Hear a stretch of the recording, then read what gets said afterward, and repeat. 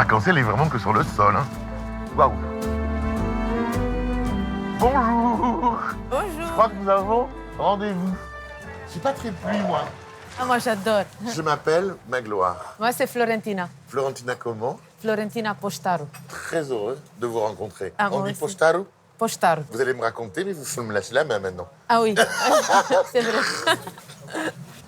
Très heureux. Oh, super, j'ai mon petit café Je vous ai déjà. commandé un café. Merci beaucoup. Florentina, vous venez donc de Roumanie. Exactement, quelle région vous m'avez dit? Je viens de l'est de Roumanie. Ma ville natale s'appelle Tulcea. Florentina, dites-moi ce que vous faites à Paris. Vous êtes arrivée quand?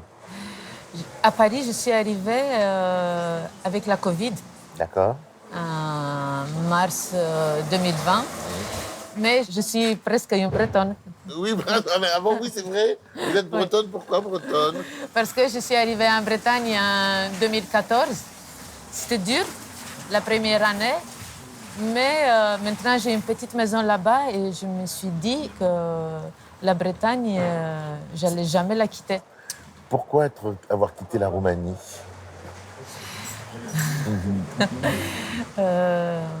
Depuis petite, j'avais envie d'aller vivre ailleurs. Comme mon père, il disait, de l'autre côté. De l'autre côté, ça voulait dire quoi? De l'autre côté du rideau de fer? Oui, de l'autre côté, pour nous, c'était l'Occident, c'était le rêve. Et après, j'avais 37 ans et je me suis dit, je dois déménager ailleurs, aller vivre ailleurs seule, mais avant 40 ans. D'accord. Si je ne le fais pas avant 40 ans, je ne le ferai jamais. Oui. Donc, j'ai trouvé du travail. Et en mai 2014, je débarque en voiture avec toute ma nouvelle vie dans un coffre. Tout dans le coffre de la voiture et en Oui. avant. Et je suis venue commencer une nouvelle vie et me reconstruire et essayer de vivre. Quel courage. Parce que quand on pense Roumanie, on pense à la terrible dictature que ce pays a connue, qui était d'une rare violence. Qu'est-ce qui vous a poussé alors à vous dire, vous parlez de reconstruction, qu'est-ce que vous cherchiez ici, en France? Je cherchais à avoir une vie normale. Et la France m'a laissé l'opportunité et la chance de faire des choses dont je rêvais quand j'étais jeune. Jamais de ma vie, j'aurais pensé de faire de la radio et d'écrire un livre. C'était des trucs mis dans un tiroir. Réaliser ses rêves. Oui, aller exact. jusqu'au bout de ses rêves. Oui, exact.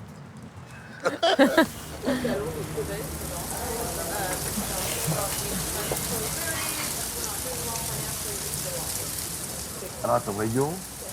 Ah non, il pleut. Non, mais c'est pas la pluie, ça. Il pleut. Non, il pleut. Voilà, comme ça. Là, ça va. C'est quoi ton premier souvenir, ta première vision?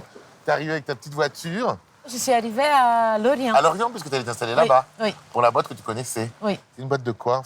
C'est une boîte informatique qui travaille pour la grande distribution. D'accord. Moi, j'arrive en France, donc je quitte mon pays, je quitte toute ma vie là-bas.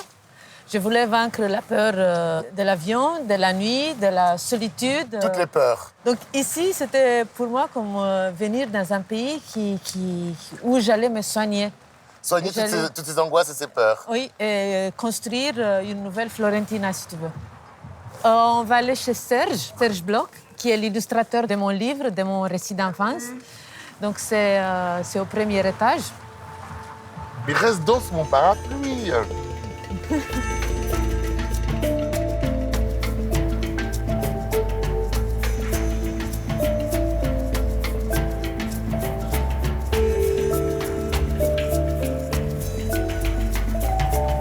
Entrez.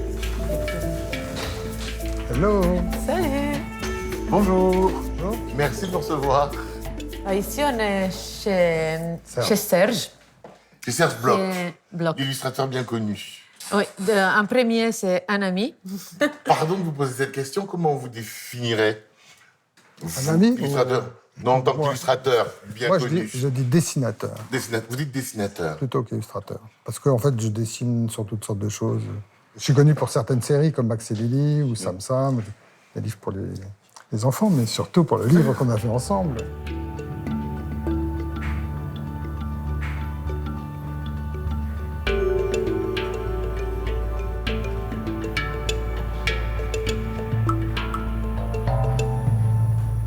ces dessins que j'ai fait pour le Florentina, livre, pour le livre de Florentina.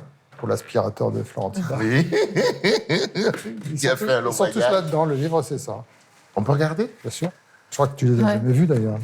Qu'est-ce que vous avez envoyé, Florentina? Qu'est-ce que vous lui avez fait lire? Le premier chapitre s'appelait l'accent. Oui. D'où vient ce petit accent? C'est un peu la question qui rythmait ma vie en France. Tu vois, des Et fois, on fait 3 fois le même dessin. quelques mois après, j'ai reçu les premiers dessins de Serge. J'ai trouvé au début que j'avais un gros nez. J'ai dit à Serge, mais j'ai un gros nez. T'as pas tellement rigolé. Non. Mais dites-moi, Serge, qu'est-ce qui vous a plu dans son histoire de jeune fille roumaine? Oh, bah, c'était drôle, quand même. Vous l'avez lu, c'est drôle. Puis on se reconnaît tous dans des histoires de jeunesse. Là, ça, c'est la fête quand ils ont fait mon anniversaire. J'avais 14 ans. En fait, le livre raconte mon enfance pendant la dictature. Après, le lecteur suit Florichel, parce que c'est comme ça que mes parents m'appelaient quand j'étais petite. Après, il suit l'adolescent. Après, l'étudiante dans la capitale, à l'université, jusqu'à mon arrivée en France. Ça, c'est mes parents. Ceausescu, Conducador, les conducteurs. l'enfant qui chante.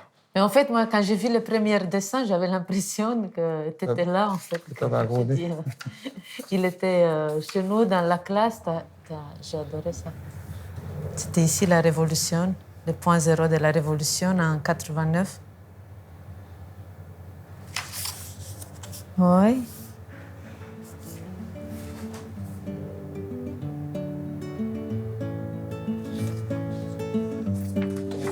On les remet dans l'ordre qui n'était pas.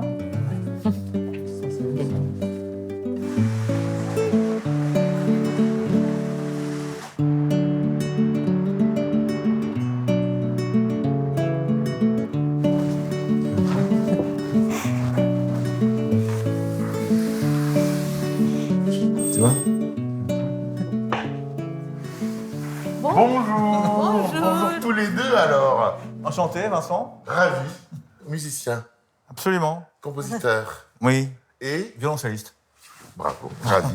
Salut toi. Salut toi, comment tu t'appelles?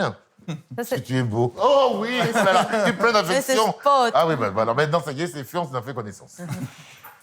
Spot. Oh là là, c'est l'antre du musicien ici. Ici. On peut regarder ou pas, on va jeter un œil? Allez. Vincent et Florentina, vous êtes rencontrés comment?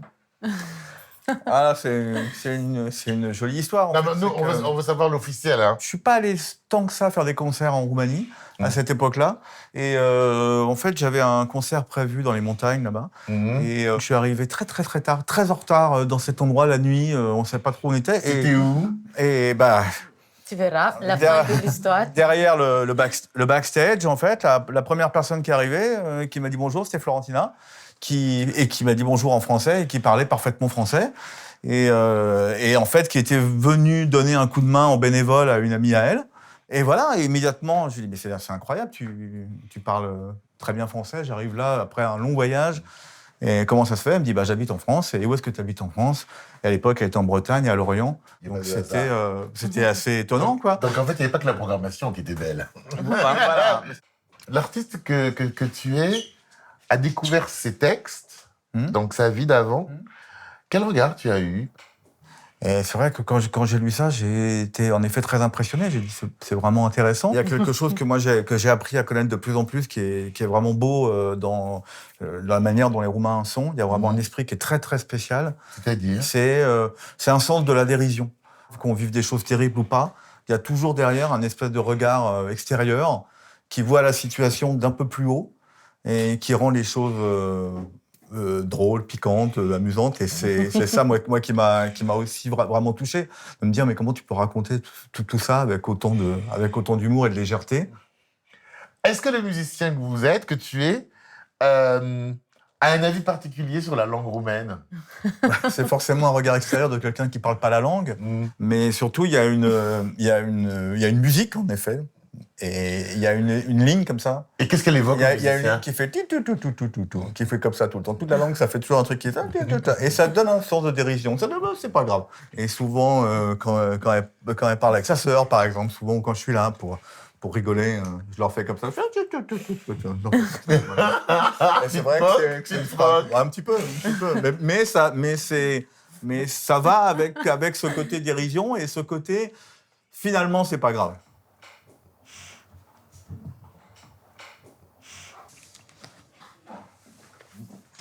On va côté cuisine. Ah bon, Ah, c'est Spoto. J'avais pas vu, pardon.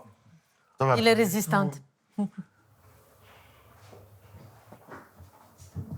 Tout à l'heure, Ouais. Vincent avait l'air de dire, et tu disais aussi, en Roumanie, quoi qu'il arrive, quand quelqu'un vient chez vous, on est accueilli, on mange. On mange. La première question, après bonjour, c'est est-ce que tu as faim? Parce que si tu as faim, ça va. Si t'as pas faim, ça va pas du tout. Ça veut dire que tu es malade. Il y a un problème.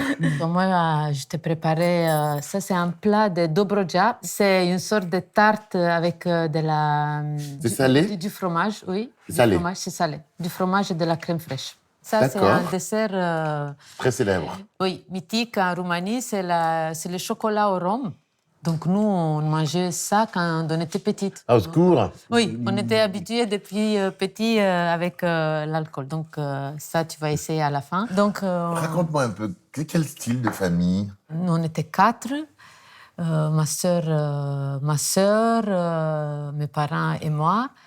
Une famille roumaine moyenne, c'est plusieurs enfants? C'est 2 enfants. Ah, c'est 2 enfants. Mes parents partaient très tôt à l'usine, à 5 heures du Ils matin. travaillaient à l'usine? À l'usine, tous les deux. De métallurgie. De métallurgie, tous les deux, ils partaient à 5 heures du matin. Donc, notre quotidien, c'était qu'avec ma sœur, il fallait aller faire la queue pour avoir à manger. Parce qu'il faut savoir que pendant les années 80, les magasins, ils étaient vides. On avait, par exemple, le droit à 1 kilo de farine par mois, 1 kilo de sucre par mois par famille. On avait une carte. On était fiers de contribuer à amener... À l'effort familial. Voilà, et amener de la bouffe sur la table. Moi, ce que je voudrais, c'est que, comme dans le livre, on parle de moments un peu joyeux dans cette cuisine, que ta maman entendait s'autodétruire pendant que ton père et toi faisaient la cuisine. Ah, mon père, il adore la cuisine. Il adorait faire la cuisine. Et mon papa, il est parti en juin cette année. Oui. Et quand on était à la cérémonie, on était en larmes avec ma sœur, ma mère. Et après, j'ai regardé tout le monde autour du cercueil de mon père.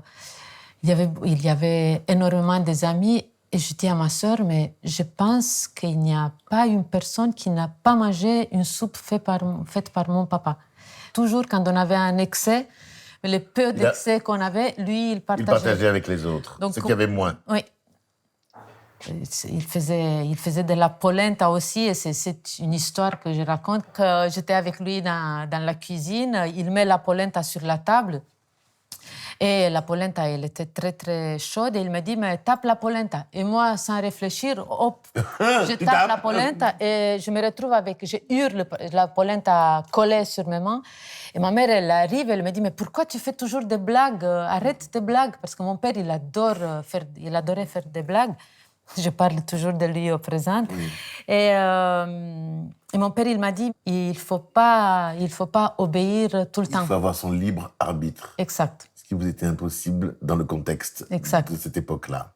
C'était tout un enseignement. Oui, c'était une leçon, peut-être je ne l'ai pas compris, mais mes parents, avec leur culture, leur manière de nous éduquer, ils essayaient de nous apprendre qu'il faut avoir du discernement, à savoir... Ce sourire, ce soleil, tu le gardes toujours. Même quand l'émotion arrive, quand tu évoques ton papa, par exemple. Oui, mais je pense que pour moi, c'est important et c'est naturel. Et après, mon père, encore je cite mon père, il disait toujours c'est mieux rire que pleurer. Que pleurer. Donc voilà, c'est pas grave, comme Vincent il dit toujours quand il parle de roumain. C'est pas grave. C'est pas grave.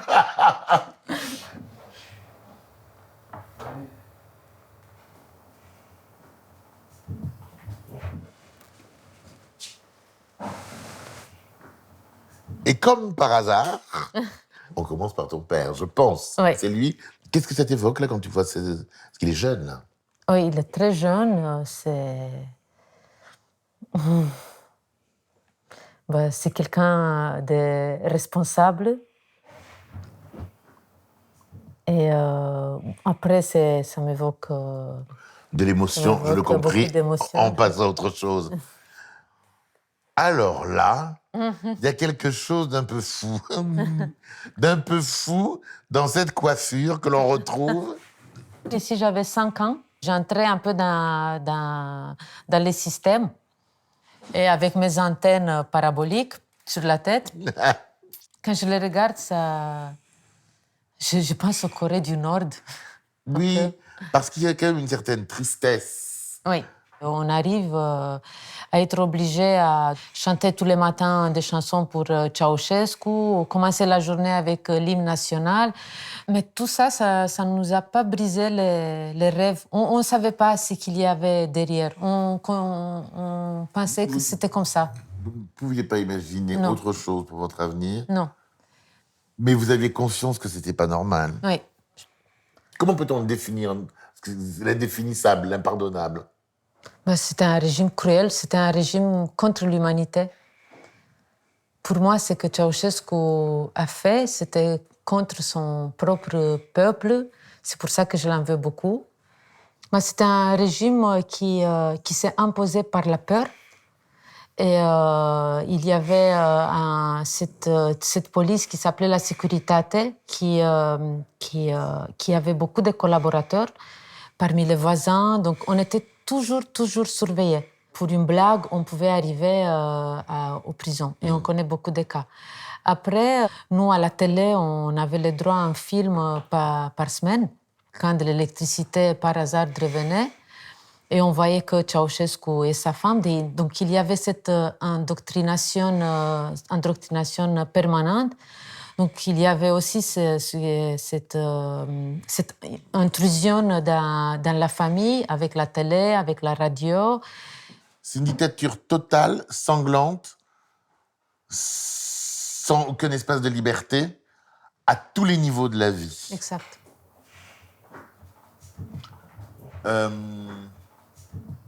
Comment sort-on de ça? On n'en sort pas indemne. Est-ce que les gens ont pu reprendre après un cours normal de la vie en partant des années 90 jusqu'à aujourd'hui?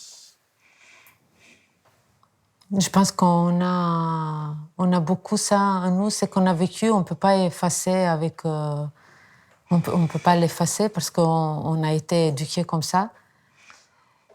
Ma génération, on a eu quand même de la chance parce que la révolution, elle est arrivée à 14 ans. Et on est la génération qui a eu le droit à TV5 Monde. On a eu le droit à MTV. On a commencé à éduquer nos goûts. On a commencé à voir comment c'est ailleurs. On a commencé à rêver de passer la frontière, d'aller connaître, parce que jusqu'à ce moment, on n'avait que l'Atlas. Moi, je ne peux pas vivre sans un atlas parce que c'était ma manière de voyager. Et nous, on a eu de la chance, mais les générations avant nous, ils n'ont pas eu cette chance. J'étais la plus élégante. Ici? Oui, ça, c'était moi. C'est ton papa, là? C'est mon père et ma mère avec leurs pantalons pattes d'éléphant. Donc là, c'est les années 70. C'est Exact. un colosse, ton père. Oui.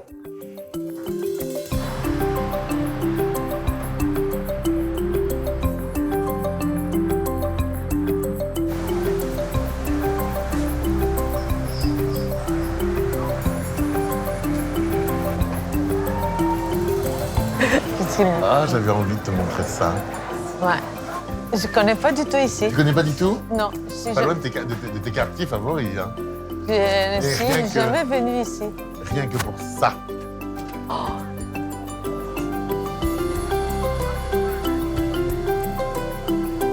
Ça, c'est le centre Pompidou? Tout droit, non? Alors, oui, un peu sur la droite, là, Oui. à côté de l'arbre. Après, c'est Montparnasse. La Tour Eiffel. Et la Tour Eiffel. C'est des endroits dans Paris comme ça qu'on connaît pas vraiment. On dirait une carte postale. C'est une carte postale. Regarde tout ça.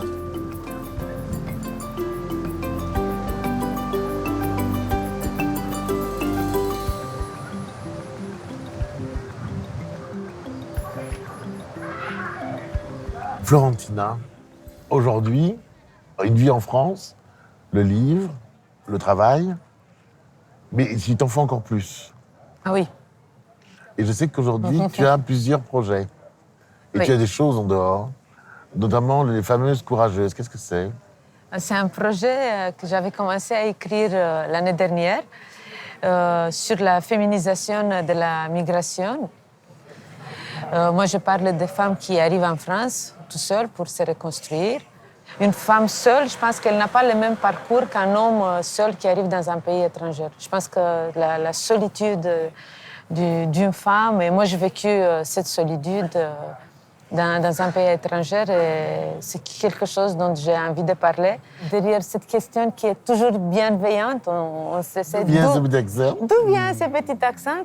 Derrière un accent, il y a un départ, il y a des bagages, il y a un déracinement, il y a un nouveau départ aussi, et il y a des nostalgies, des mal des pays. Par rapport à la famille laissée là-bas en Roumanie, aux parents, la famille, qu'est-ce qui était le plus difficile? Comment ça s'est passé avec eux? On ne quitte pas un pays, on quitte les gens. Et je me rappelle, on était dans la cuisine et ma mère, elle me dit, mais qu'est-ce que ça te prend? Tu as un travail dans une grande boîte. Qui marchait très bien. Oui, qui marchait très bien. Tu as une voiture de fonction, tu as ton appart. Pourquoi tu pars? Tu as tout ici. Et je dis, non, c'est mon rêve. Je veux partir loin. Moi, je me considère une courageuse. Il faut du courage, il faut de l'envie. Et il faut avoir besoin, et ça, je comprends très bien. Et je pense qu'il faut être aussi un peu inconsciente. Un grain de folie. Oui. Un grain de folie. Oui. Donc maintenant, comme toi, tu poses toujours des questions, je t'ai préparé une surprise. D'accord. C'est moi qui vais poser des questions. Oula. C'est un exercice que je fais avec les courageuses, et en général avec les gens que j'enregistre, qui s'appelle Je me souviens. D'accord. Je pense que tu connais. Je vais sortir mon petit chat qui enregistre. Ah là là, dis donc, t'es équipé, hein, dis donc. Oui. Je me souviens d'odeur des gâteaux de ma grand-mère que j'ai jamais retrouvée. Je me souviens des odeurs de parfums, notamment un qui s'appelait Après l'ondée, de ma mère. Je me souviens de Noël 1989, après la révolution roumaine, quand pour la première fois dans notre maison, on entendait des mots comme liberté et démocratie. Et on était heureux, même si on ne les comprenait pas trop. Alors je me souviens de mon premier Noël, puisqu'avant j'étais dans une orphelinat. J'avais 2 ans et demi et c'est la première fois que je suis rentré dans une maison. Alors tout était décoré, tout était brillant. Peut-être qu'à 2 ans et demi, je me suis dit, je vais rester là toute ma vie. C'est plus chose faite. Tu as gardé le sourire qu'on adore, le sourire que sans doute ont transmis tes parents par leur amour. Alors ça vient d'un pays qui est le mien. C'est le Togo. Pour te dire merci. Merci de tout ce que tu nous as donné. Merci beaucoup. Merci beaucoup. Et moi, merci pour c'est les premières pas vers ton pays. Peut-être un jour, je vais aller là-bas Au aussi. Togo, j'aimerais beaucoup, j'aimerais beaucoup. Et La puis même il y a ce Merci. livre qui est notre carnet de bord. Tous ceux, toutes celles qui ont dit oui avant toi, nous ont écrit quelque chose dans ce livre. Donc, je te le confie. Tu écris ce que tu veux. Il est à Ok. toi. Merci, ma gloire. Merci beaucoup. Merci beaucoup. Merci beaucoup à toi. Au revoir.